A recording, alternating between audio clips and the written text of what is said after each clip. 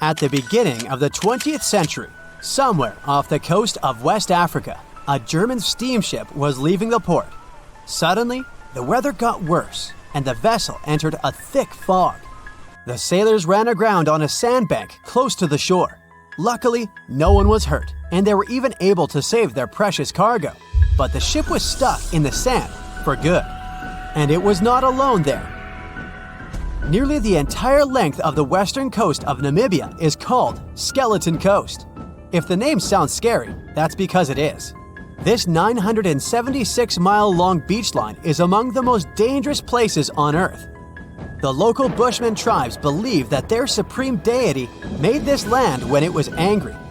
The Portuguese were the first Europeans to set foot in Namibia in the 15th century.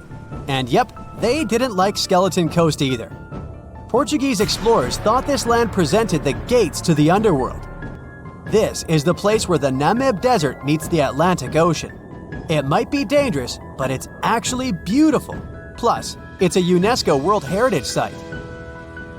If Skeleton Coast had a PR manager, they would quit on the first day on the job. The area is not exactly tourist-friendly because of its geography and history.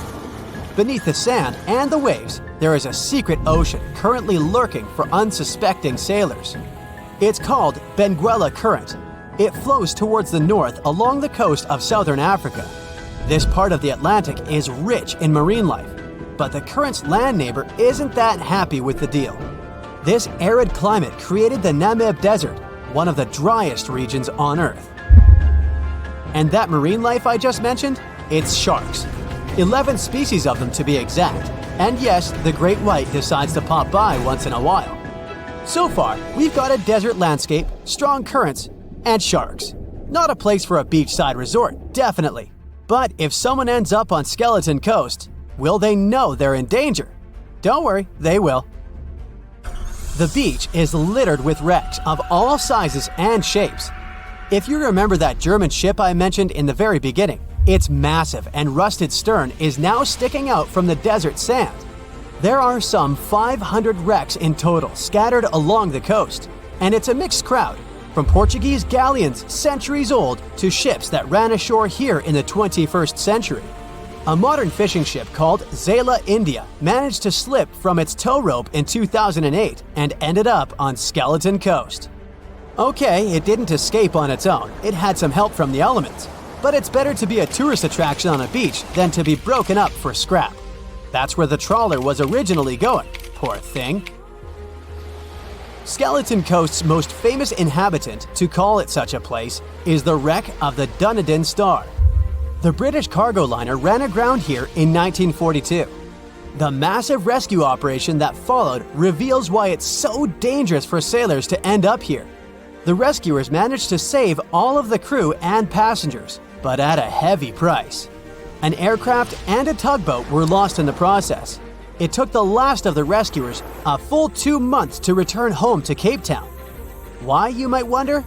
One look at the map of the region reveals the reason. It's an endless sea of yellow, which is the sand. There are so few roads here, so Skeleton Coast is hard to reach by land. There are also legal obstacles. You need a special permit to drive into the area. But the skeletons in the name of the area don't only refer to ships, they also stand for animal bones. Most of these belong to whales and seals. Many animals have adapted to the area, so lions and hyenas roam the coastline in search of a meal. Yeah, now there are hungry lions as well, as if those sharks weren't enough. Other animals with a temporary residence on Skeleton Coast include elephants, cheetahs, leopards, and giraffes. In 1971, the Namibian authorities established a national park here, but except for surfers, after an adrenaline rush, they don't get many visitors. You can understand why. The Namib Desert is the oldest desert in the world, and it's not very tourist-friendly either. Those who travel to the region should pack sunscreen and a warm winter jacket. A weird combo, right? Well, not so much when you think that during the day, temperatures soar over 110 degrees Fahrenheit. At night, the air temperature drops below freezing. What a climate roller coaster! And that's not the final danger. Yep, there's more. Remember how that German ship got lost in thick fog? Yeah, it wasn't a one-off event. Because of the region's climate, fog shows up frequently. Sailors should cover their ears now, but this fog is actually good for wildlife. This is their only source of water in the Namib Desert. Reptiles and mammals have adapted to the harsh climate. They use as little water as possible. Shifting sands, thick fog, strong currents, lions, and sharks. Not the stuff you would put in a tourist booklet, but Skeleton Coast isn't the only beach on Earth you wouldn't want to spend your vacation on. I will take you to Cape Tribulation in Australia. The area covers some 48 square miles in the northwestern part of the continent. And no, the area is not as dry as Skeleton Coast. It's part of the Daintree rainforest. You could say that here, it is the rainforest, not the desert that meets the ocean. The beach at Cape Tribulation is straight from a postcard. But looks can be deceiving. Australia? Probably sharks. No, crocodiles are out here to get you if you decide to go for a dip in the sea. There are saltwater crocodiles that the locals call salties. Well, that's a cute nickname for such a dangerous reptile. And it's not just them. The wildlife seems to have a beef with visitors. From October to June, the waters around Cape Tribulation are full of box jellyfish. Their venom affects the human cardiovascular system. When touched by a jellyfish out at sea, swimmers won't have enough time to reach land for help. Vinegar helps neutralize the sting, so you might want to keep a spare bottle in your luggage. Crocodiles and jellyfish sound dangerous, but there's one more animal you should look after. It's the wild boar. It might sound funny, but you won't laugh when you're being chased by one of these across the beach. 21 million wild boars live in Australia. They're mostly active at night, making it even more dangerous if they charge at you. The best defense is running in circles. Wild boars can't cut corners well. That's probably why we don't see many of them taking up careers as race drivers. Cape Tribulation has one last danger installed for you, and it's not an animal. Out here, even the trees are plotting against visitors.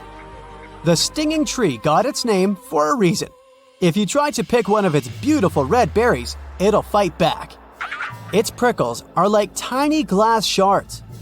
The less than pleasant effect on your skin will last for a month. Then there is this wait-a-while bush. Who keeps naming them like this? This long vine has spikes that grab hold and just don't let go. They are so strong they can pull a human off a horse. You'll have to wait for someone to come by and save you from this thorny grabber. If you are about to cross this Australian beach from the vacation list, hold on for a second. Tourism is booming here. The local authorities have restricted access to all of the danger zones. Visitors go swimming in dreamy water holes that are surrounded by lush vegetation. There are even ropes to swing from. Now, that's a beach you can finally relax on. A ship is traveling across the Atlantic Ocean when a storm starts. At first, the situation doesn't seem to be very bad, but soon, people on board the ship realize that the storm is intensifying. Waves are huge, and nothing can save the ship. It's starting to sink. On board, there's only one lifeboat. Sadly, it can only hold one person. The captain is in a terrible situation. He needs to decide which passenger can be given a chance to survive. Besides the captain, there are 8 people on board. Some of them seem to be lovely. Others look like villains. But you might not know the truth until it's too late. The first passenger is Alex, a 28-year-old talented artist. He's just had his first international exhibition and is boasting about that left and right. He claims to dream of inspiring the world with his art, but did I mention it's his shy twin brother who painted those masterpieces? And Alex just steals his shine? Next is 23-year-old Maria, who's 8 months pregnant.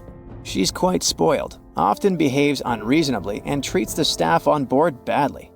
She's traveling home to her husband, but little does he know that the kid is not his, but his best friend's. And she's been cheating on him since forever.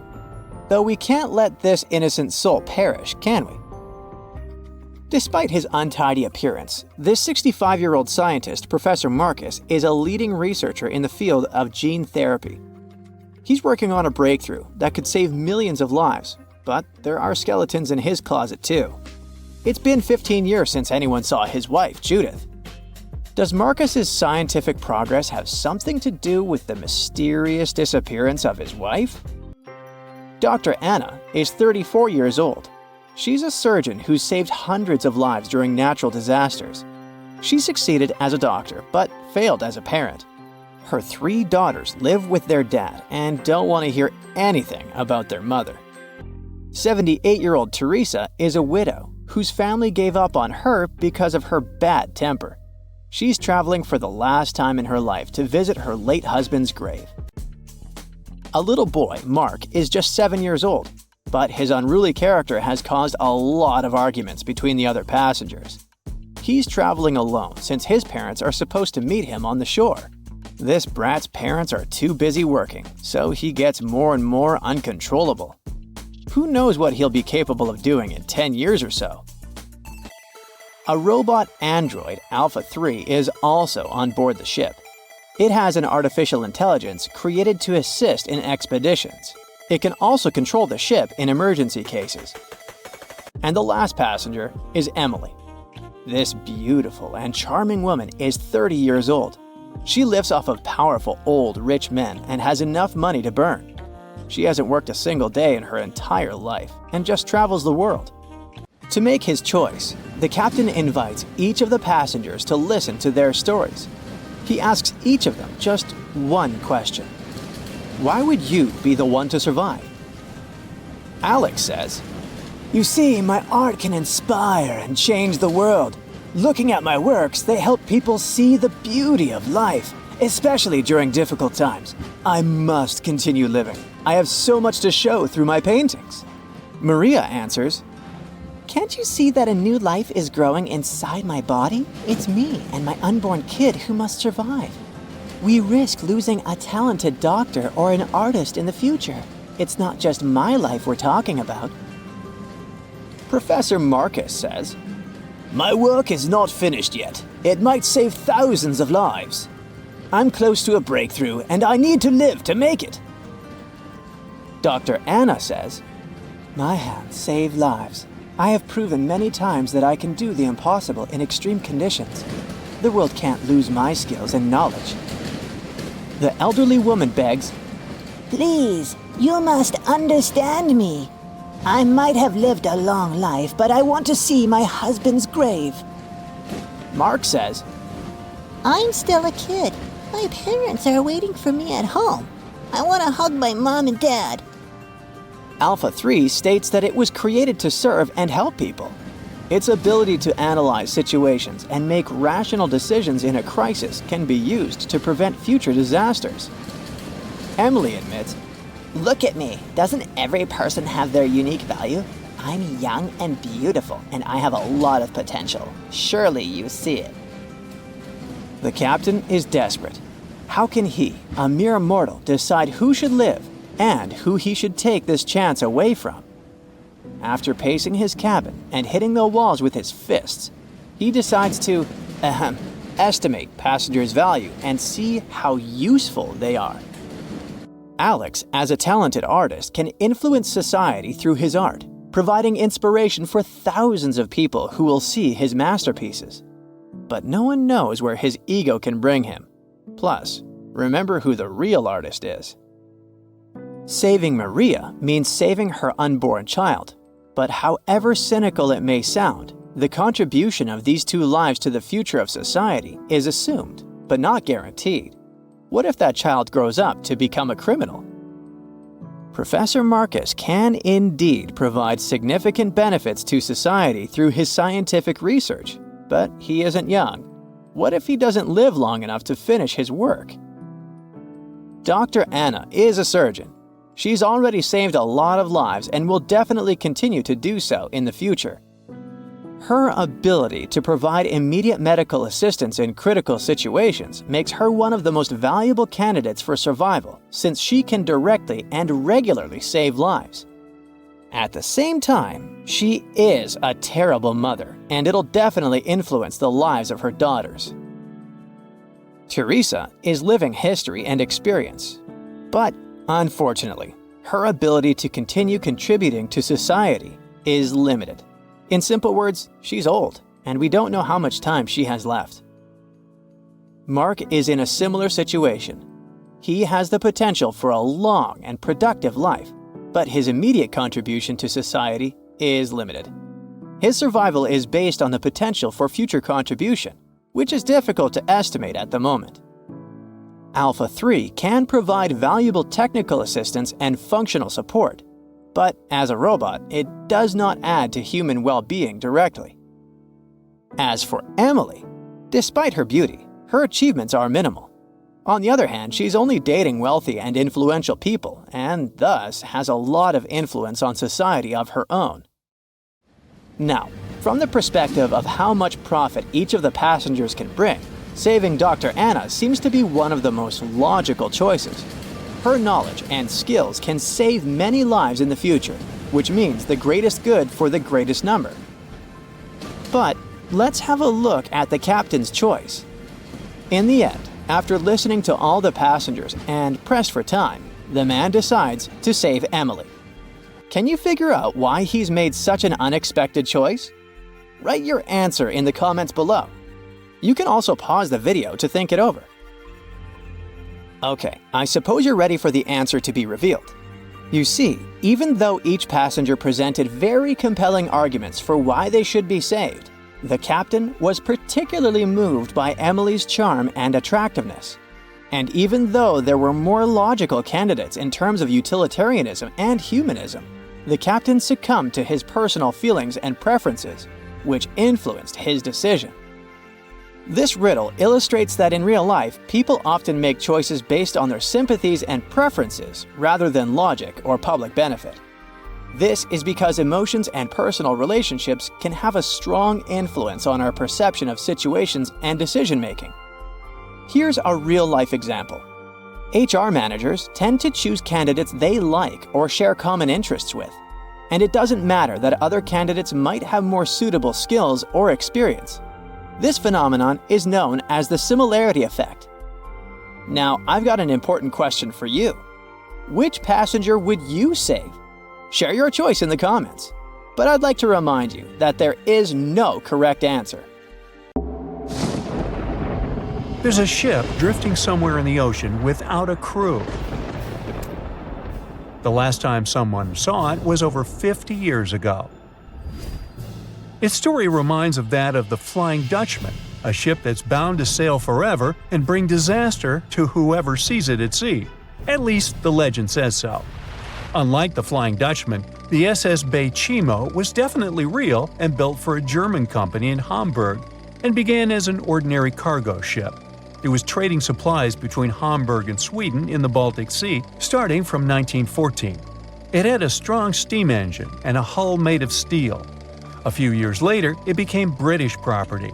Then, in the 1920s, a Canadian company purchased it for around $18,000, a huge amount of money back then. The new owner, the Hudson's Bay Company, was actively using the ship for several years. They would often send it on voyages from its home port in Scotland to Siberia, Alaska, the Yukon, and the Northwest Territories. It also passed through the Panama Canal and even the Suez Canal, with fur pelts for sale on board. Sometimes it would also transport passengers. It had completed 9 successful voyages before this strip of good luck came to an end. Starting from the 1930s, SS Bay Chimo would have trouble with ice and storms. When it first got trapped in ice in October of 1931, some of the crew managed to escape to Alaska. 15 of 22 sailors decided to stay with their vessel and try to save it. They had furs and other valuable cargo worth around $58,000 aboard. The company sent them supplies to survive the winter. They set camp near the ship out of the hatches, tarpaulins, and other materials, and offloaded the cargo. At the end of November, a blizzard rushed through the area, and it seemed like it had taken the ship with it. The ice platform had survived, but the ship broke free. Some of the crew members were sure it had sunk.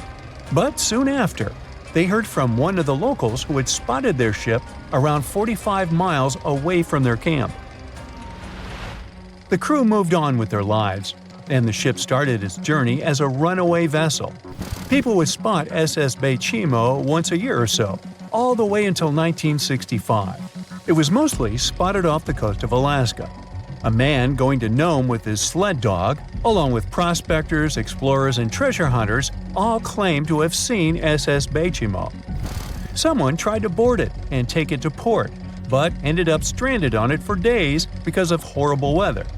Others got luckier and managed to take a whaleboat, some furniture, and other valuables from the vessel. Those who got close to the ship saw that it was damaged and missing the propeller. Still, it stayed afloat without a crew for at least 38 years and became the longest sailing ghost ship in history.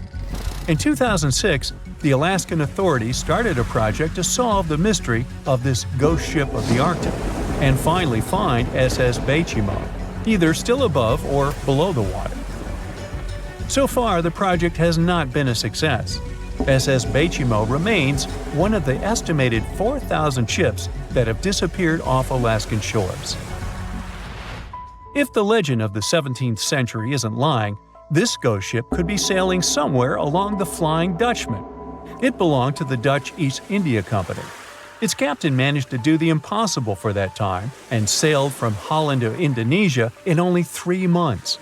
They said he was flying over the sea, and some evil tongues explained that he had made a deal with evil forces to achieve that. Once the ship was sailing back home, its captain and crew disappeared without a trace. There are many versions of what happened to it. One of the first ones said it had tried to enter port at the Cape of Good Hope, got in a terrible storm, and sank as there was no captain to save it. Another legend says the captain had refused to obey the skies to let the ship sink during the storm. A scary life form then struck the boat and the crew, and it was condemned to forever wander without rest. Many sailors claim to have spotted the Wandering Dutchman.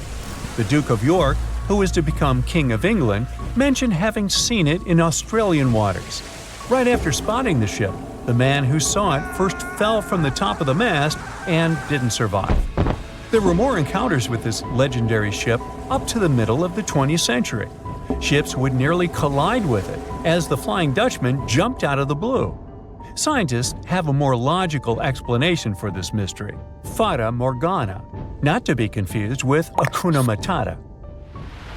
Now, when you're out at sea on a hot day and the air is all wavy, it feels like when you look at the road on a scorching summer day. That's because of something called atmospheric refraction. When light passes through different layers of air with different temperatures and densities, it bends and twists. Sometimes, under certain conditions, this bending of light can create really bizarre optical illusions over the ocean, like sightings of the Flying Dutchman. The Fata Morgana phenomenon can make distant objects appear distorted, stretched, or even lifted above the horizon. So you can see a ship far away, but because of the way the light is bending, it will look like it's floating above the water or even disappearing and reappearing. A Fata Morgana is most commonly seen in polar regions, especially over large sheets of ice that have a uniform low temperature. But you can see it anywhere, even in deserts and over lakes on hot days. The first stories about ghost ships go all the way back to ancient Greek and Roman mythology. One of the most famous ghost ships in history is the Mary Celeste. This brigantine was traveling from New York City to Genoa and was fully stocked with provisions, but missing a crew when it was discovered in the Atlantic Ocean in 1872. The crew's personal belongings were also there, completely undisturbed. The final entry in their log was made 10 days earlier. We still don't know what happened to its crew, and the ship has inspired many spooky stories and legends. The Lady Lovibond was another legendary schooner that is believed to have been wrecked off the coast of Kent in the middle of the 18th century. The story tells that the ship's captain, Simon Reed, had just got married and took his bride on board for a celebratory cruise, despite the superstition that it could bring bad luck. They were on their way to Portugal when the first mate, who is also in love with the captain's new wife, went mad because of jealousy, attacked another crew member, and then took over the wheel and steered the ship straight into the dreaded Goodwin Sands. No one aboard survived, and the schooner is said to reappear as a ghost vessel every 50 years. In present times, many vessels become abandoned and turned into ghost ships intentionally. There are thousands of them floating in U.S. rivers, lakes, channels, and coastal waters. Some people lose their boats in storms and other extreme weather. Others have to abandon their boats because maintaining them can cost 10% of the boat's price. Plus, docking a vessel can add up to several $1,000s every year. Most boats have been made of fiberglass, so an owner can't just recycle them as scrap metal. So, once they want to get rid of it, they often tie it to a dock and sneak away, or leave it floating far away from the shore, or just try to sink it.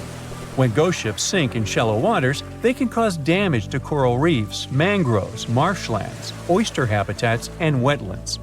Plus, they can collide with unsuspecting regular ships and cause real trouble. So, don't do that. Enough said. Strange things occur in the cold waters of Antarctica. One of these things happened to a ship called Jenny. It was a small schooner whose history began in 1822. The boat and its crew set sail and disappeared a year later. For 18 years, the ship was considered sunk. People forgot about it, but in 1840, the vessel reminded the world of itself. That year, the whaling ship Hope sailed through the Drake Channel in Antarctica. The crew members noticed a ship among icebergs. It was the schooner Jenny. It was floating slowly in the dark, with no signs of life. The captain of the Hope, Mr. Brighton, gave the order to approach the mysterious vessel. They thought it was some creepy ghost ship, but as they came closer, they noticed crew members on the deck. The sailors of the Hope called out to them, but received no answer. This time, it became clear that something terrible had happened to the Jenny. When Brighton boarded, he realized that the Jenny crew members weren't missing. They were here. Frozen people stood like statues. Brighton went down to the lower deck and found the captain. He was sitting frozen at the table, holding a pen. Brighton looked at the logbook. The last record was made on May 4th, 1823. The captain wrote that he was the only living member of the crew. They spent 71 days without food. It seemed that the ship got lost in the sea because its captain went off course or sailed into an iceberg, but no one knew for sure. After that, nobody ever saw the Jenny again. According to rumors, the crew of the Hope abandoned the frozen ship and left it to drift in the cold waters. According to other rumors, this whole story is fiction. The story of the Jenny was described in a German magazine in the middle of the 19th century. Still, there was no further evidence of the ship's existence. Already in our time, Cambridge University decided to explore the case of the Jenny. The researchers discovered that one of the crew members of the Hope, who didn't disclose his name, told someone the legend of the frozen ship.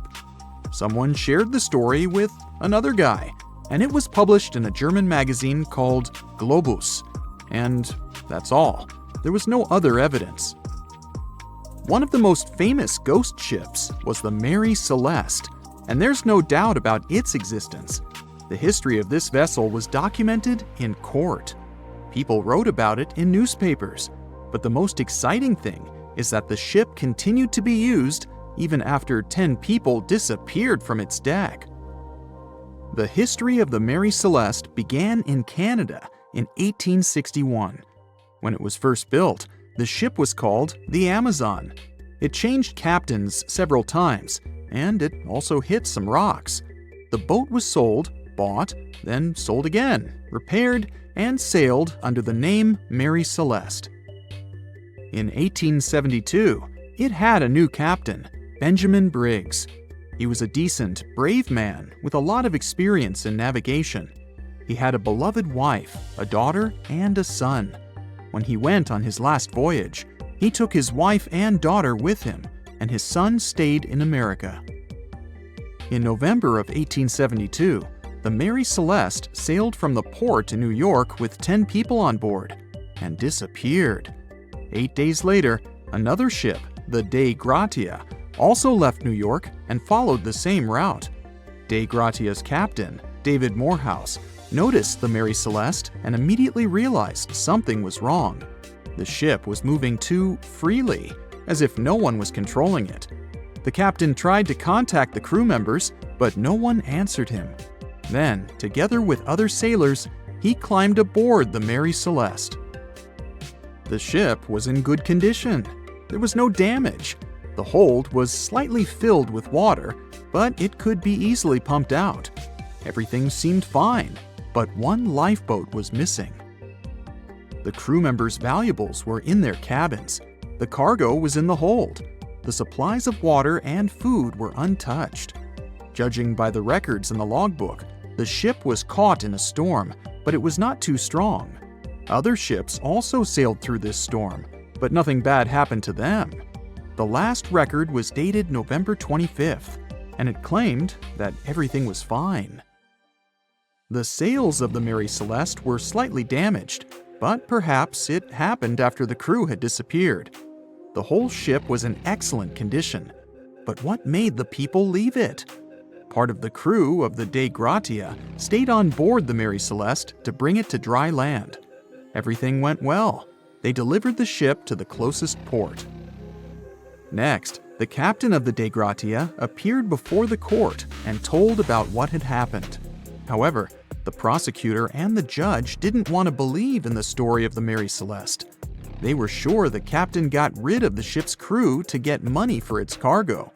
According to the maritime laws of that time, if you found a ghost ship with valuable cargo, then a substantial part of this cargo belonged to you. So, many people thought that David Morehouse decided to earn some money. This version seemed to be more valid than the one about the mysterious disappearance of 10 people. Fortunately, no one accused the captain of committing a crime. They thanked him for his service and gave him a monetary reward. However, his reputation was damaged, which greatly affected his career, as many believed he attacked the crew of the Mary Celeste. But even after this terrible case, trial, and investigation, the story was not over. The Mary Celeste was still an expensive and efficient vessel. It sailed several times, but then one captain crashed it into the reefs to get insurance. The court revealed this deception and accused the captain of intentional property damage. The story of the Mary Celeste became famous all over the world. People began to build their theories, realistic and not. Someone believed the ship had sailed through the Bermuda Triangle, but this version was quickly refuted, as the route of the Mary Celeste passed thousands of miles away from the Bermuda region. Did the Kraken or another giant monster attack the ship? Nope. Since the boat was found in almost perfect condition, there were no signs of a struggle. One of the most popular versions was that the crew of the Mary Celeste stole some valuable cargo and sailed to Spain on the rescue boat. However, those who knew Captain Benjamin Briggs said he was a good, honest man. Besides, he had a son in New York, and Briggs would never leave him. A more thorough investigation revealed that a series of accidental circumstances could have caused the disappearance of the ship's crew. Before its last voyage, the vessel delivered coal. Perhaps the pump intended for pumping water got clogged with coal after that, and when the ship got into a storm, the hold filled with water and the pump broke. The captain couldn't understand the amount of water because numerous barrels in the cargo hold blocked the view. Benjamin Briggs assumed it was dangerous to stay on the ship during a storm, so he evacuated with the passengers on a lifeboat. Perhaps they were close to land and decided to sail there, but the storm intensified and overturned the boat. Also, one record in the log journal said that the chronometer was faulty. It was a device that helped to determine your location at sea using longitude. Briggs got lost and didn't know which way to sail. The storm was strong, and he couldn't determine whether the ship would sink. Perhaps Briggs decided to leave the ship in a rescue boat when he saw the coast of the Azores. The uniqueness of this ghost ship case is that, unlike many others, you can investigate it yourself. There's a lot of information about the Mary Celeste on the internet. There are documentaries and research articles. Perhaps you'll be able to notice something that others haven't seen and solve the mystery of the disappearance of 10 people. The movie Jaws came out in 1975, and since then, people have been terrified of sharks. Some people fear seeing a great white's head come out of their showers, not to mention the fear of running into one at your local pool. Of course, none of this is actually possible, but some other scary shark stuff is. Like, yes, sharks can attack boats. They probably won't sink one. It depends on the size of the shark and the size of the boat. Today, we're diving deep into the facts and myths about the sea's biggest predator. It was the year 1953. On a typical July morning, two fishers set out on their daily lobster harvest. They took their white-hulled dory out to sea off the coast of Cape Breton Island in Nova Scotia, Canada. Since it was the lobster season, the sea was dotted with several dories spread out across the water. But that day, something strange happened. As soon as they put the dory at sea, they noticed a large dorsal fin chasing after their boat. They were surprised to see that the shark would follow their boat's every move. For an entire week, they took out their white dory from the harbor, and the shark followed them around. Until one morning, as the men were alone at sea, the shark charged at full speed at the boat and smashed a 7-inch hole in its bottom. The boat turned over, and both men fell into the water. The shark didn't come after the men, though. Instead, it swam away and disappeared for good. To clarify, a dory is a small, fragile boat usually measuring 16 to 23 feet long. So how long did that shark need to be in order to sink it?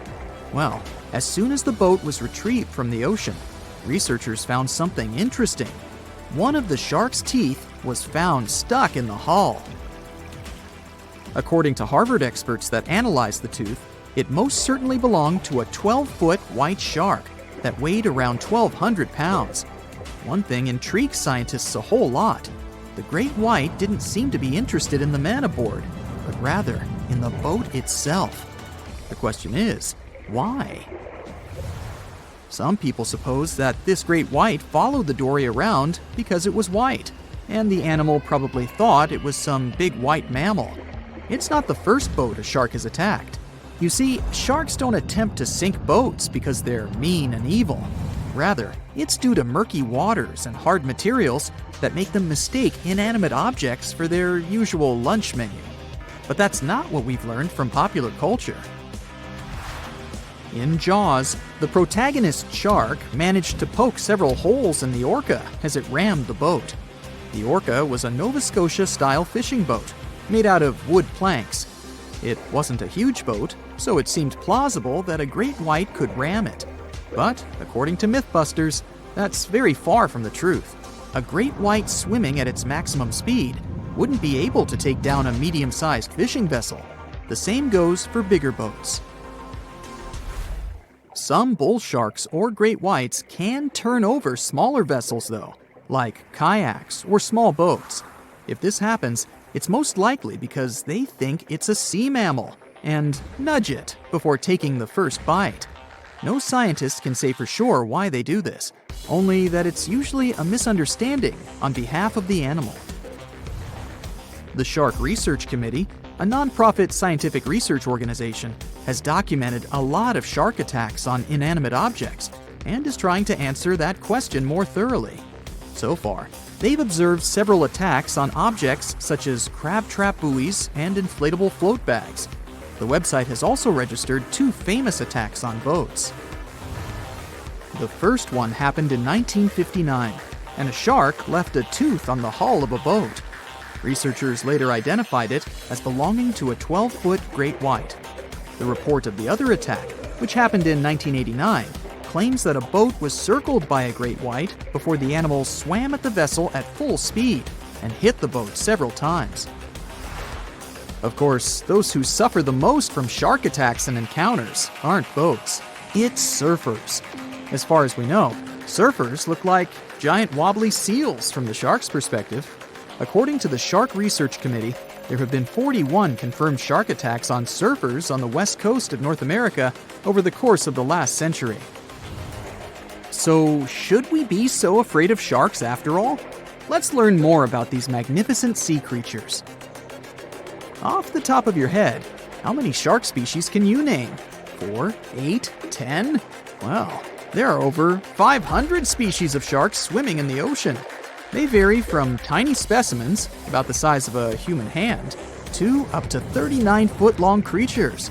The largest species of shark are actually not great whites, but whale sharks. And even those are small compared to the great megalodon. This ancient creature that lived around 20 million years ago reached an unimaginable length of 60 feet. By comparison, that's the same as 2 to 3 buses placed one after another. I wouldn't swim in megalodon-infested waters even if you dared me, that's for sure. We know that sharks are very good hunters, but why is that so? Their bodies seem to have been strategically built for speed. Instead of having a bone skeleton, like us humans, sharks have a cartilage skeleton, which makes them much lighter and also super fast swimmers. Each species of shark hunts depending on its nutritional needs. So, shark species that grow to an average of 3 feet have a diet based on fish. The ones that grow bigger start feeding off of bigger sea animals, such as sea lions and seals. Throughout their lives, some species of shark can shed over 30,000 teeth. Unlike humans, who are born with a set number of teeth in their jaws, sharks have an apparently limitless supply. In their defense, they do lose teeth pretty easily, as they can easily get stuck in their prey, for example. They also have multiple rows of teeth. The jaws of a great white can contain up to 7 rows of teeth, and can grow to be more than 6 inches long. And since we're speaking of great whites, the most feared shark species roaming the oceans, this is ray. Ray is an adult white shark.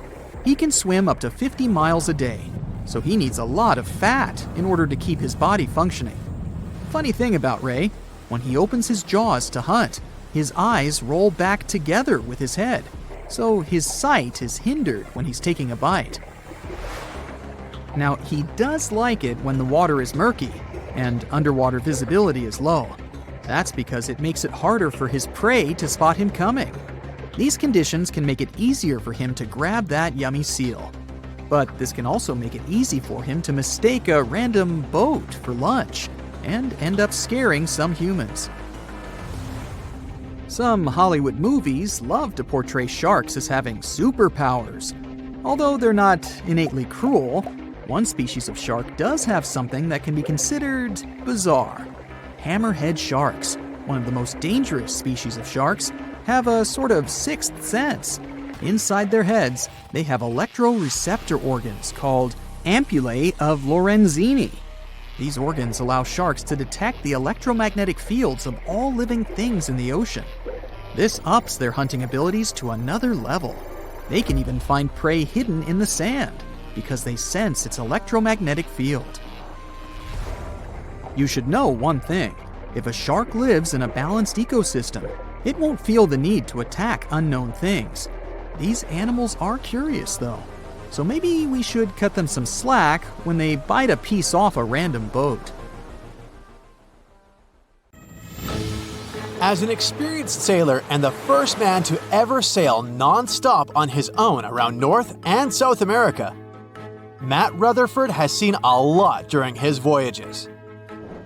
But what he saw in 2013 while sailing through the waters of the Atlantic with his colleague surely stands out. Some 800 miles off the coast of Bermuda, not far away from the famous Bermuda Triangle, they noticed a boat that seemed to be moving by itself. The sails weren't up and the motor wasn't running. The sailors decided to check if there was someone who needed their help aboard, so they moved closer to the mysterious ship. Once they got there, things only got weirder, as they realized there wasn't a living soul aboard. Rutherford started filming to document their discovery. The boat looked so awfully abandoned that they expected to find some pretty scary things in there. But it didn't stop Rutherford from searching the vessel. The boat, which turned out to be named Wolfhound, looked like an upscale one, probably costing hundreds of thousands of dollars. It was pretty weird to find it floating by itself in the middle of the ocean. It seemed like whoever abandoned it was leaving in a rush. There were clothes and other personal belongings all over the main cabin. Some parts of the ceiling had fallen and some drawers had popped open. The brave sailors decided to tow the ghost ship back to Bermuda. It wasn't easy because Wolfhound was bigger and heavier than their boat. After days at sea, the crew was running low on fuel and asked a passing freighter to stop and give them some gas. They kept pulling Wolfhound until the tow line got wrapped around the rudder and they realized they could get stranded in the Bermuda Triangle. So they had to abandon the ship. What really happened and how Wolfhound ended up in the middle of the ocean will probably remain a mystery. Rumor has it that it belonged to a member of the Royal Irish Yacht Club. The ship was going on its first voyage from Connecticut to Bermuda and then Antigua. It got in a terrible storm around 400 miles away from Delaware. The winds were so strong that the yacht suffered 2 knockdowns. A Greek cargo ship rescued the crew. They left the ship with an emergency beacon on. The rescued crew members shared that they saw the ship sink, which only adds more questions to the story. How did it get back to the surface? Does the Bermuda Triangle have anything to do with that? Christopher Columbus himself reported some unusual compass activity going on in this mysterious area while he was on his way to the New World. Despite the stories of more than 50 ships and 20 planes disappearing in the area, it remains one of the most heavily traveled shipping routes in the world. Some skeptics believe that this fact solves the Bermuda Triangle mystery. It could make sense because the busier the area, the more accidents happen there. But then again, it's not the number of disappearances that makes the place so mysterious. It's the lack of explanation and wreckage lost for good. The first ever confirmed ship to vanish in the Bermuda Triangle was the USS Pickering. In 1800, it departed from the US on its way to the West Indies. The ship sailed into the Bermuda Triangle along with its 90-man crew. No one ever heard anything from them ever since. The popular explanation is that the ship was taken out by a storm. But because no one found any wreckage, we'll never know for sure. The largest ship that has ever disappeared in this mysterious area was the USS Cyclops. In March 1918, carrying a crew of 306 people, the USS Cyclops left Barbados and headed home to Baltimore. The ship passed through the Bermuda Triangle on its journey and vanished into thin air, or rather, water. The Cyclops never sent any distress signal and disappeared without any explanation or trace. The Bermuda Triangle isn't the only place in the world where ships go missing or mysteriously resurface. One of the most famous ghost ship stories would be of SS Bechimo. The large cargo steamer was built in Sweden. On October 1st, 1931, it got caught in pack ice. The crew decided to wait it out and managed to break free after a couple of days, only to get trapped again in less than a week. This time, they didn't manage to make it out. A rescue team went by air to save 22 of the crew members. 15 other members stayed in a wooden shelter they built not far away from the ship. Their plan was to wait out the winter and get back aboard. At the end of November, a strong blizzard was rushing through the area. When it was over, Bechimo seemed to have gone away with the storm. The captain decided it must have broken and sunk, but a few days later, a local hunter informed them that he had seen the ship around 45 miles away from their camp. The crew managed to find the ship and took the most valuable cargo from its hold. They had fears that Bechimo wouldn't live through that rough water, but it did manage to survive after all. Once the ice was gone, it floated away and ended up drifting along the shores of Canada and Alaska. Many people reported seeing the ghost ship in an open sea. Some even tried to board it to save the ship, but the weather didn't allow it to happen. The last time someone saw SS Bechimo was in 1969, 38 years after its crew had left it. It could still be drifting somewhere in the ocean. The story of MV Hoita happened in the South Pacific. The ship was originally a wooden luxury yacht. After serving for 20 years to various owners, it became a merchant ship. In 1959, it set on a trading voyage that was supposed to last around 2 days. When it didn't reach its destination on time, no one was worried at first, as things happen in the open waters. After another day, and no distress signals from the Hoita, it was obvious that something serious was going on with it. There were 25 people aboard, and their families wanted to find them. A search and rescue crew worked for 6 days looking for the ship, or at least its wreckage, in an area of nearly 100,000 square miles. That's 1.5 times as big as Florida. Sadly, the mission had come back with no results. It seemed like Hoita had disappeared without a trace.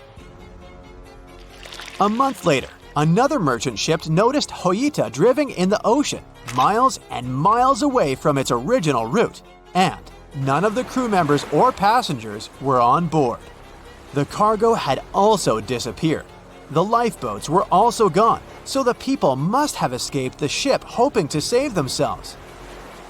It turned out that the crew had been trying to get help as they tuned the radio to the International Distress Channel. But the damaged cable didn't let them send the signal any further than 2 miles.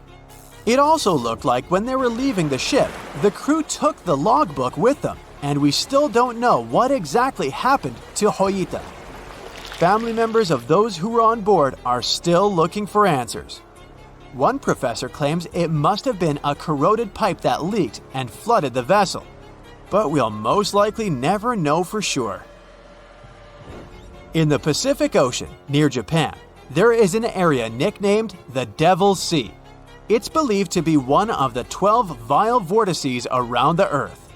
Some people claim that vile vortices have weird things going on in them because the pull of the planet's electromagnetic waves is stronger there than anywhere else. The most famous ship that disappeared in the area was a fishery patrol vessel in 1952. The ship went there to investigate the vessels that went missing previously and disappeared along with 31 crew members. Scientists who don't believe it was a mysterious disappearance blame the underwater volcano eruption for what happened. They said it was the most technologically advanced ship. They said it was unsinkable.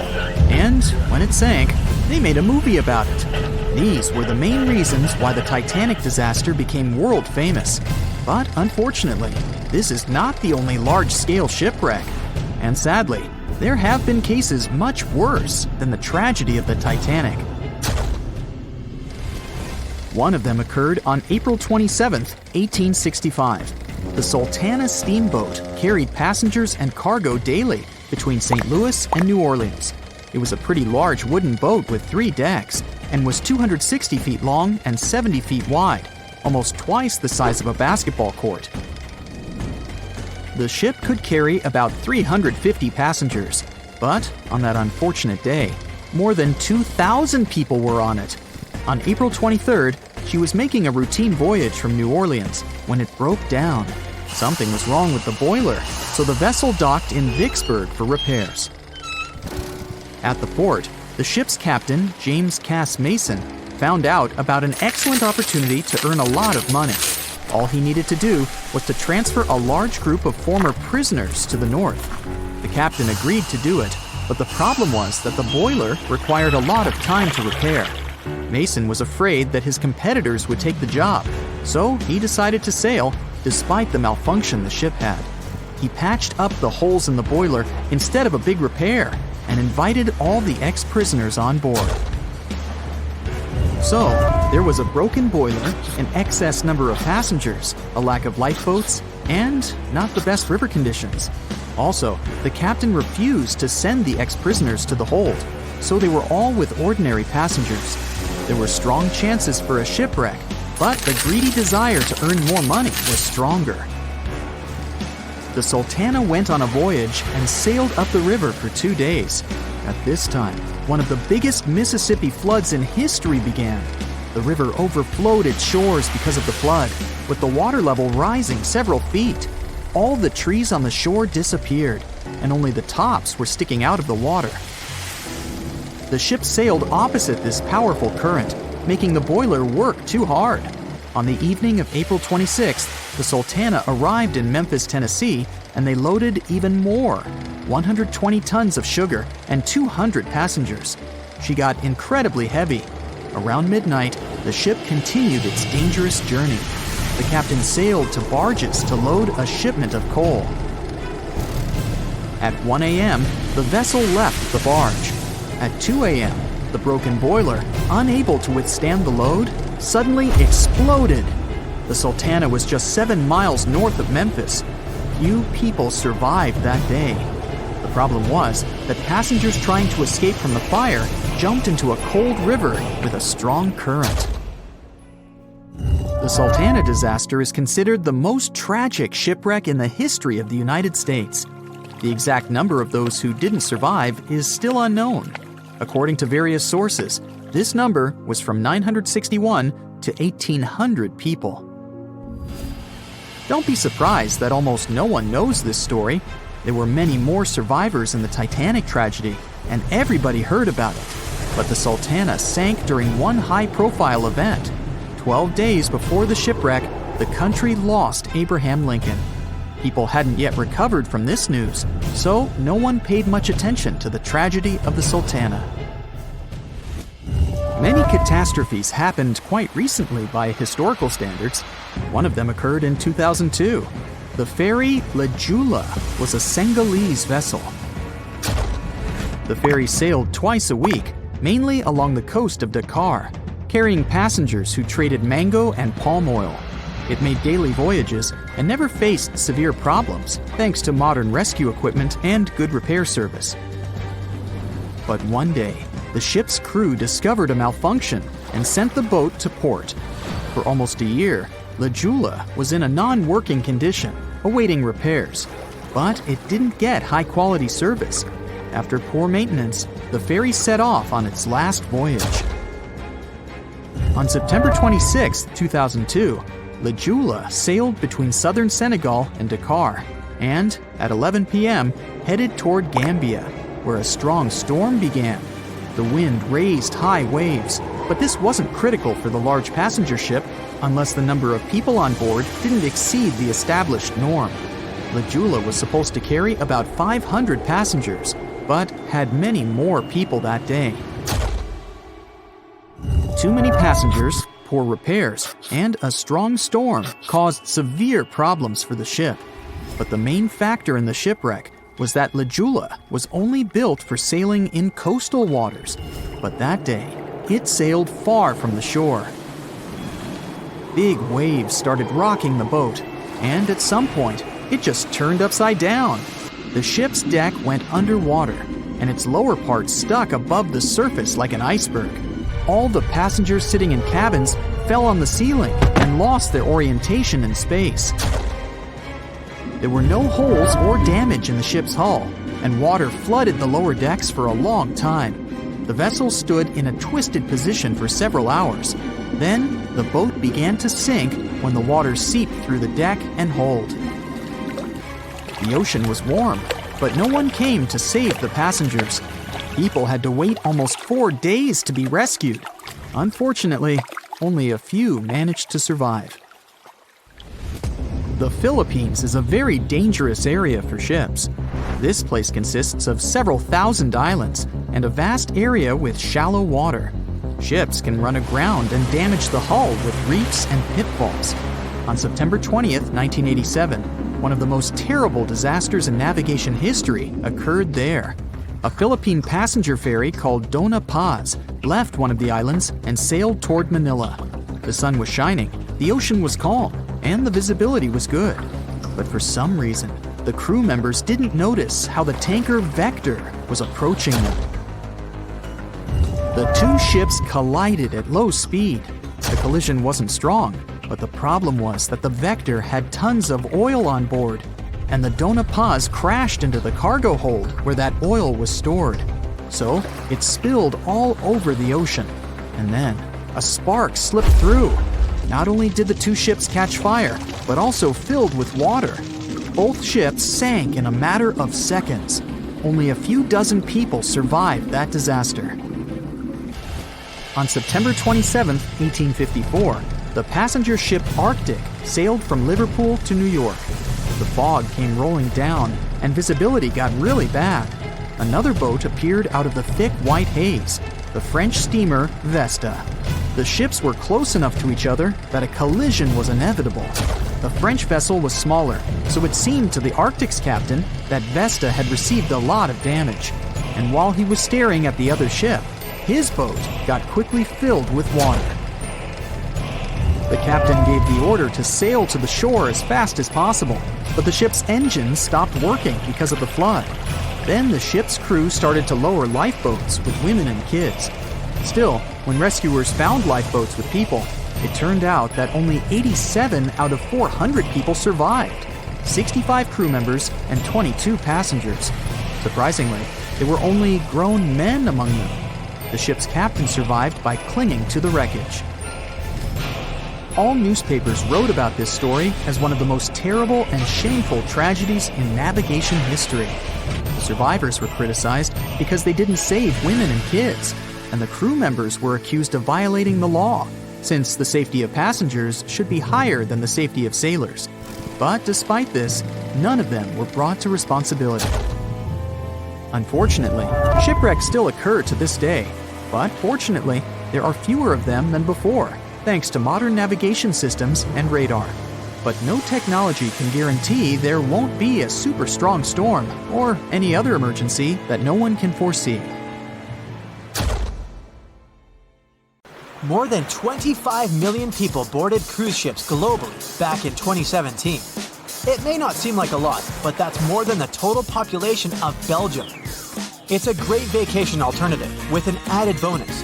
You can sample various different destinations for future time off in one single trip. If you've already booked a trip on a cruise ship, but you still have no idea what you should pack, start with some research on your specific cruise location. Either way, be sure to bring deck-friendly shoes that are low-heeled. Also, add a pair that's comfortable to walk on larger distances for the days spent ashore. Depending on the season, you might want to add a few swimsuits too. If you're on any type of medication, make sure you bring it with you in its original packaging. If you're a light packer, don't worry. Most cruise ships come equipped with laundry rooms. They're kind of pricey, especially if you want your garments to be washed, ironed, and folded for you. But it does save you the extra hassle of packing more clothes or washing them for yourself. It's really important that you check in with your credit card company before boarding a ship, more so if your itinerary includes one or more foreign countries. Your credit card might get frozen if there's any unusual activity on your account. Most of these companies have algorithms that get triggered once there are charges from different countries in rapid succession, which is exactly what you'll be doing on a cruise ship. Letting them know beforehand saves you the embarrassment of having your card declined at some fancy restaurant.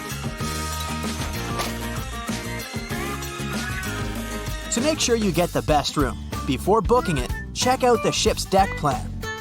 It should be available on their website. If it's peace and tranquility you're looking for, don't go for the rooms directly above or below any of the ship's entertainment points. Also, if you have a history of getting seasick, try to skip the rooms that are available at the front of the ship. Rather, go for those located in the middle of the ship on a lower deck. You'll feel less movement. If it's your first time going on a cruise, you might be surprised to know that some cabin rooms don't have windows. Before making a reservation, make sure to check out all the amenities of the room you intend to book. Most cruise liners add a bunch of pictures from the common rooms on their reservation pages, and it might be a bit confusing as to what you're getting exactly for that specific price point. Also, some rooms on board are quite small too. If you don't like to sleep in small spaces, you might want to upgrade to a larger room, even if it's a bit pricier. You can always split the cost with a friend if they want to join you on the cruise. With the help of modern technology, even if a specific location doesn't have windows, it doesn't mean you can't watch the waves. How, you might ask? Fancier cruise ships feature a secret, added bonus. In the areas with no access to sunlight, specialists have built virtual balconies. These high-tech screens work by showing you what's going on outside in real time. They have an added benefit too. In case of bad weather, guests can still have a feel of the outdoors, without the wind or rain ruining their hair or their outfit. It may not be the real deal, but it still beats getting claustrophobic on board. Planning on going on a budget cruise? It might not be such a bad idea, especially if you're on the lookout for last-minute upgrades. You might even end up vacationing like a millionaire without having to spend money like one. These upgrades sometimes include things like a private balcony in your room, maybe some spa services, or even better prices for high-end meals. If they aren't all booked by the time people board the ship, they might be open for the rest of the passengers for way better prices than initially listed. There might be hidden freebies on board if you pay close attention. Things like complimentary pastries on board late in the morning or a late-night cup of tea on the house might be some of the things offered to guests. You only need to ask. You might want to check out what other tourists are doing. Some people with more experience cruising can offer pretty great tips and tricks. Don't be afraid to start a conversation if you see someone getting something for free. Some cruise ships do go all the way on the fancy dial. They even have exclusive areas designed for guests staying in expensive suites. Most of the time, they're located at the top of the ship. On one particular cruise, these types of guests have designated staff members called Royal Genies, which are similar to butlers. They can cater to just a few cabins. Since the cruise line wants to divert other guests from asking them various questions, which will take time away from their assigned guests, the genies do not wear a name tag in public areas. Most common areas of cruise ships do require travelers to follow a dress code, but if you do your research in advance, you might find that some areas are more relaxed when it comes to what people need to wear. Most cruise ships require people to adhere to smart attire, which means pants with a collared shirt for men, or blouses and skirts, dresses, or stylish pants for the ladies. As for the travel destinations, be sure to research the ports you're about to visit in advance. You'll know what to wear, what the weather will be, and if you need to pack anything else, like an umbrella or a beach towel. Stops on cruises only last for a few hours in most cases, so you'll want to get the most out of them. If that specific location includes museums or art galleries you want to add to your checklist, be sure to book in advance so you don't waste time waiting in lines. Some cruise ships even provide their guests with private tours of the ports they're about to visit. Do make sure to book them in advance if this is something you might be interested in, as the list gets pretty full quite fast. Independent tours are a bit more private. You can spend time with your tour guide and even ask more questions. Always remember to put your phone in airplane mode while on board. Most cruise ship horror stories involve cruising newbies that ended up paying thousands of dollars in cell phone charges while on ships, just because they forgot to turn it off. If you're the type of person that can't switch off their phone, be sure to check with your cell phone provider before traveling internationally. Some can provide special plans for limited amounts of time, without extra charges. You'll be free to chat, call, or browse YouTube videos without worrying you'll end up paying a fortune. Most cruise ships also provide you with complimentary Wi-Fi or Wi-Fi packages that can be purchased in advance, which are way more affordable. You can stick to communicating with your friends and family back home via FaceTime or Skype. People that have heard about the Titanic tragedy will always wonder what might happen if something goes wrong while on board. Let's take lifeboats, for instance. The Titanic had a mere 20 lifeboats on board, which were tragically not enough to fit all the passengers after the ship hit the iceberg. Some fancy cruise ships these days have an even lower number of lifeboats, anywhere from 15 to 18. Sounds strange? Well, not really, given the fact that each lifeboat can accommodate up to 370 people. Even the largest ships, which have an estimated capacity of 8,000 people if fully booked, including tourists and staff, are safe in case of an emergency.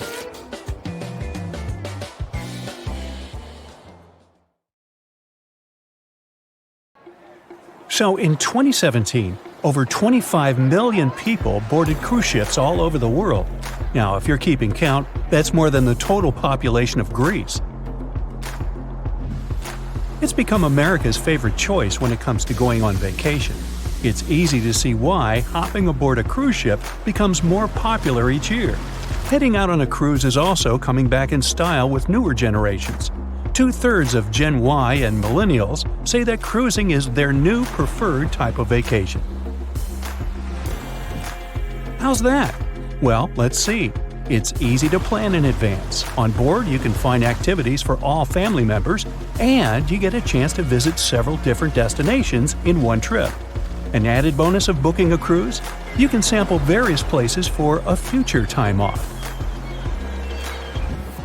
The entertainment on board is often top-notch, providing passengers with an added taste of luxury. And the amenities and accommodations are generally very reliable. Not to mention that it gives tourists that feeling of actually getting away from everything that people strive for while out of the office. Royal Caribbean International is one of the largest cruise lines in the world, with just over 19% of the cruise market as of 2018. Its current fleet is divided into many different classes of ships, including the Voyager class, Radiance, and Quantum. The latest addition to the Royal Caribbean International's impressive fleet was built in 2018. Wonder of the Seas is now the largest cruise ship in the world. Since this spectacular liner has just had her maiden voyage in March 2022, let's look at some of the incredible perks it has to offer its passengers. For starters, the boat is so big that it had to be split into neighborhoods. Well, it figures since Wonder of the Seas can accommodate almost 7,000 passengers. Fond of New York? Well, no worries. Wonder of the Seas has a central park of its own, with an estimated 10,000 plants to check out. The ship's central park is a feature of all Oasis-class ships, being one of the so-called neighborhoods. Let's look at some other areas, shall we? Like this boardwalk, a place that includes an arcade, a candy store, and a sports bar. It's best suited for long walks. There's a pool and sports zone on Wonder of the Sea. These areas feature the ship's numerous pools and hot tubs. There are many activities to check out on the sports court. Then there's the Royal Promenade, or Promenade if you prefer. That's the main road on Wonder of the Seas, with bars, lounges, and places to grab a cup of coffee, or a luxurious latte. The entertainment neighborhood is the focal point for leisure activities on the ship. Here, guests can find a comedy club, an ice skating rink, and even a theater. The spa and fitness area is a tranquil zone with a huge array of treatments available. The fitness center is free of charge, by the way, so there's no excuse for guests to skip a leg day. An extra 8th zone was added to Wonder of the Seas. It's called the Suite Neighborhood. This is an exclusive area designed for guests staying in the suites. Oh, now I get it. It's located at the top of the ship. Guests here have designated staff members called Royal Genies. Yeah, if you rub a lamp in your suite, they appear. Nah, not really. The genies are similar to butlers. They can cater to just a few cabins. Of course, the cruise line wants to divert other guests from asking these crew members various questions and taking their time. That's why the genies don't wear name tags in public areas. As for its itinerary, Wonder of the Seas was initially supposed to be homeported in China, but Royal Caribbean decided to move the liner to the United States. In March 2022, the ship started its journey with 7-night Eastern and Western Caribbean itineraries. In May 2022, Wonder of the Seas is scheduled for a trip to Europe, with Western Mediterranean cruises from Barcelona and Rome planned for its guests. Passengers will also be able to visit Palma de Mallorca, Spain, and Capri, Italy. When the summer season is over, Wonder of the Seas is scheduled to return to Florida to offer year-round sailing starting November 2022. And by the way, there is no truth to the rumor that a special cruise only for highly allergic and hay fever sufferers will be called the Wonder of the Sneeze. Nope, not at all. Now, it's hard to imagine a ship so massive that can accommodate so many amenities on board. For example, the Titanic was the largest ship of its time, measuring 882 feet in length. And Wonder of the Seas is not only 1,188 feet long, it's also 36% taller and 34% wider. Speaking of lifeboats, which I am about to, Titanic had a mere 20 lifeboats on board, which was tragically not enough to fit all the passengers after the ship hit the iceberg. But Wonder of the Seas has an even smaller number of lifeboats, 18 to be precise. Sounds weird and dangerous? Well, not really, given that each of these lifeboats can accommodate up to 370 people. It means that all the passengers and crew members, an estimated 8,000 people if fully booked, are going to be safe in case of an emergency. If we could somehow have a race between the two ships, well, Titanic was in fact the faster ship out of the two, beating Wonder of the Seas by 1 knot per hour. Cruise ship passengers today are more interested in the experience rather than the speed of the boat itself. That's why how fast a ship can travel is not an extremely important aspect nowadays. In terms of costs, Titanic cost around $7.5 million at the time of its construction. It's the equivalent of about $200 million today. How about Wonder of the Seas? Well, it cost a staggering $1.35 billion to build, making it 6 times more expensive than the Titanic. How about we compare ticket prices? Well, in this case, the least expensive ticket on Titanic was £7. It's about $1,000 today. The cheapest ticket on Wonder of the Seas is currently $423, but prices may vary depending on the location, season, itinerary, and how much you tip your royal genie. And I know you were going to ask, how about icebergs? Well, Titanic steamed in the frigid North Atlantic, where you had to be on the lookout for those. Wonder of the Seas will be cruising the balmy Caribbean, where the worst thing you can hit on is 17 and blackjack. Oops, busted. Anyway, set side by side with its other sisters from the Royal Caribbean Fleet, Wonder of the Seas is equally as impressive. The company's earliest ships could host about 2,500 people. This included passengers and the staff. Such ships were Splendor of the Seas, Legends of the Seas, and the smallest of them all, Thumbelina of the Seas. No, wait, that should be Empress of the Seas. Oops, my bad. The largest ships in the company's fleet can now house about 9,000 people altogether. That's almost 3 times the size and capacity of the earlier liners. Wonder of the Seas is one of them, as well as Harmony of the Seas and Symphony of the Seas. Are you seeing a pattern here? Yep, if you ever encounter a ship with Of the Seas in its name, it's safe to assume it belongs to Royal Caribbean. But if it's a can of tuna, it might actually be Chicken of the Sea. Hey, I like tuna. Now, choosing between cruise ships based on their size is like wondering if you should visit your local museum or the Louvre in Paris. It all depends on your preferences. Some families prefer small settings. Others are fan of large spaces that can provide everything they need. Historically, it's equally as exciting how far we've come in terms of maritime transportation. The SS Royal William, for example, was the first boat to ever make a transatlantic voyage almost entirely steam-powered in 1833. And it was a mere 160 feet long and could house roughly 155 passengers. And if the seas were calm, then they were housed less roughly. Similarly, the first modern megaship in the world was the MS Sovereign of the Seas. Launched in 1987, it was only 888 feet long and could carry a little under 3,000 passengers. Size and capacity are not the single improvements added to newer cruise ships out there. Recent technological developments in artificial intelligence and facial recognition have allowed cruise operators to ensure faster, smoother boarding for passengers. If, in the past, it took from 60 to 90 minutes for all passengers to board a ship, nowadays, cruise ship operators manage to get people comfortably settled in less than 15 minutes. Now, I'm sure you're already eager to book a ticket, but let's look into some of the more interesting activities you can try on board Wonder of the Seas. This way, you'll know what you're getting yourself into. All Royal Caribbean ships have loads of artworks available for their guests to enjoy. But Wonder of the Seas goes above and beyond, even featuring statues of astronauts in key locations around the ship.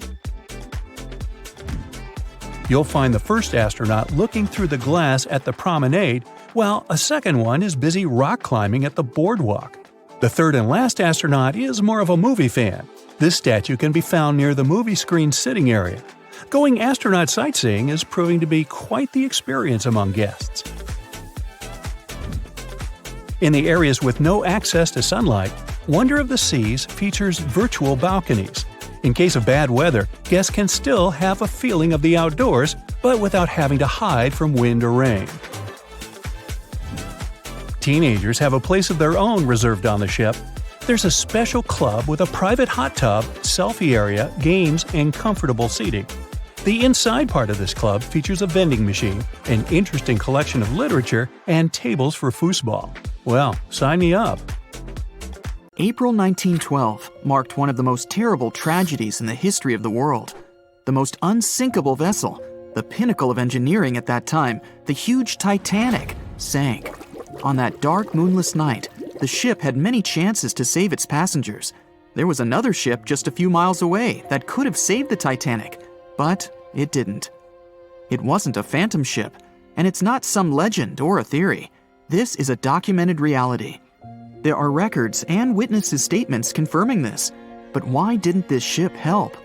Let's find out what happened that night by looking at these events from 3 different points of view. Let's start with the Titanic version. 11:30 p.m. The moon hides behind black clouds. Visibility is bad.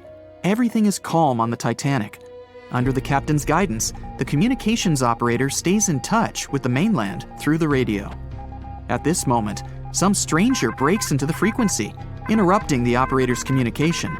It's unclear what this strange man wants and what he's talking about. The operator doesn't try to figure it out. He shouts at the guy, demanding him to disconnect. The connection is interrupted. At 11:40 p.m., the Titanic crashes into an iceberg. The ice breaks the hull. Water begins to flood the lower decks. Nobody is panicking yet. 20 minutes later, at midnight, the ship's crew sends a distress signal through the radio frequency. Few people understand how bad the situation really is. After 20 minutes, at 12:20 a.m., they start lowering lifeboats with passengers. At 12:25 a.m., they receive a response to the distress signal. This is RMS Carpathia. Their captain reports they're already sailing at maximum speed towards the Titanic. But the problem is that the crash site is 58 miles away. This means Carpathia will only be here in 4 hours. At 12:45 a.m., the sinking ship's crew release rockets into the air. These flares are one of the main reasons for the terrible fate of many passengers, but more on that later. 90 minutes later, the Titanic's deck breaks and the ship dives underwater. At 4:10 a.m., the Carpathia finally arrives at the shipwreck location. The crew members make heroic efforts to save all the people. They take 705 survivors on board. At this moment, another ship appears. It's SS Californian. The Carpathia sails towards the New York coast with all the people. The Californian floats in search of passengers and finds nothing but wreckage. The ship was only a few miles away while the Titanic sank into the icy water. The Californian could have saved these people, but did nothing. Its captain, Stanley Lord, made one of the most terrible acts that a sailor can allow. He didn't help a sinking ship. When the world found out about all this, they detested Captain Lord. They couldn't bring charges against him, and the trial didn't punish him. But his career was ruined entirely, as no other ship company would hire him.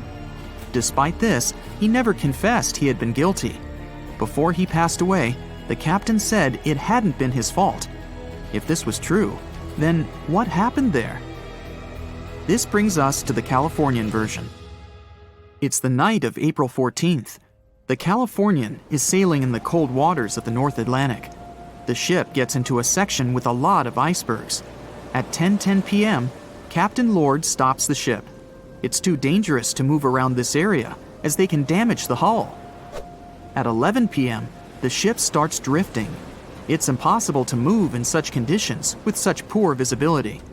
The captain knows that the Titanic is coming here, so he orders the radio operator to warn the ship about the danger. Radio operator Evans turns on the receiver and tries to contact the Titanic. He spends about 30 minutes on it. The connection is finally established. At this moment, the Titanic radio operator is speaking with the mainland. Evans interrupts this conversation and tries to warn the ship about icebergs. The operator doesn't understand Evans' words. He's annoyed because Evans broke into the channel so brazenly. He shouts at Evans and cuts the connection. Tired, Evans turns off the receiver and informs his superiors about the incident. It's still a mystery how the captain reacted to this news. He probably thought the Titanic knew about the danger. He lets Evans go to bed. If Evans hadn't turned off the radio and waited 1 hour, he would have heard a distress signal from the Titanic. But you shouldn't blame him.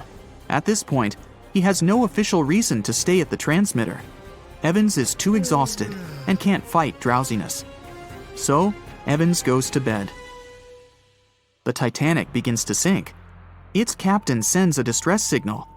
The operator on board the Carpathia catches it, but the Californian doesn't, since the receiver is turned off. Captain Lord can't sleep.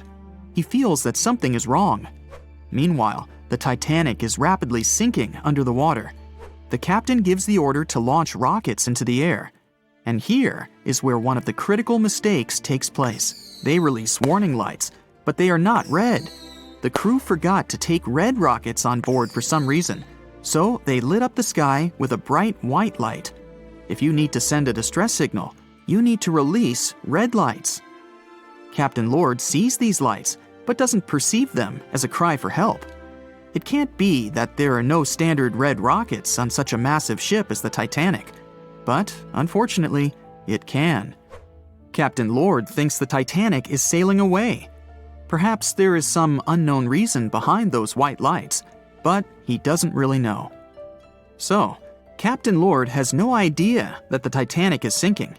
He still decides to contact the ship, but this time, not through radio communication. Captain Lord doesn't wake up the radio operator and sends a signal to the Titanic through a signal lamp. It's important to understand that many old-school captains didn't take radio communication seriously. They didn't understand the value of this technology. That's why Captain Lord doesn't wake up Evans. He sends light signals, but the Titanic doesn't respond. Many